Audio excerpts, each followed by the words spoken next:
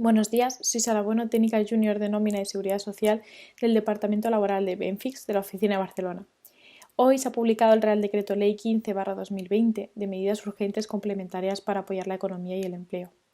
Desde un punto de vista laboral, podemos destacar medidas en el ámbito laboral de protección de desempleo y sobre la cobertura en el régimen de trabajadores autónomos de las mutuas patronales en el pago de la prestación por cese de actividad.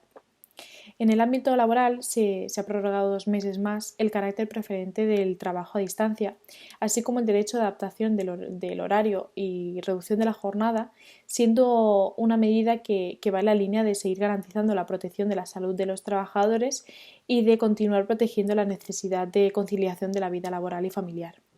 Asimismo, en cuanto a los ERTEs, se ha ampliado el criterio inicial de fuerza mayor.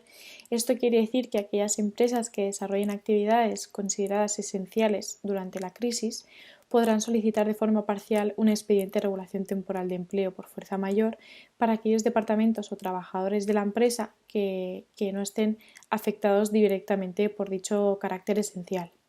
Respecto a la prestación por desempleo, se refuerza la protección de los trabajadores fijos discontinuos, que no hayan podido reincorporarse a su actividad en las fechas previstas, ampliando la cobertura inicialmente regulada, ya que a partir de ahora podrán acceder a la prestación sin que cumplan los requisitos habitualmente previstos. Asimismo, aquellas personas trabajadoras cuyos contratos de trabajo hayan sido extinguidos desde el 9 de marzo durante el periodo de prueba, así como aquellos trabajadores que lo hayan extinguido voluntariamente desde el 1 de marzo por tener una oferta laboral en firme, se les atribuye la consideración de situación legal de desempleo.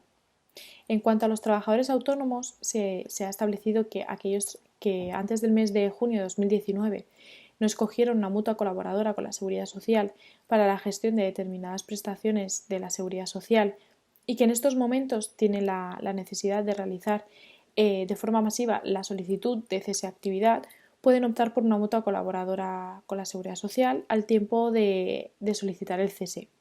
garantizando de esta forma que la nueva entidad les pueda reconocer el derecho y facilitar su tramitación. Queremos recordarles que estamos a su disposición para cualquier duda que les pueda surgir, ya sea de este tema o de cualquier otro, y además aprovecho la ocasión para saludarles atentamente y desearles que tengan un feliz día.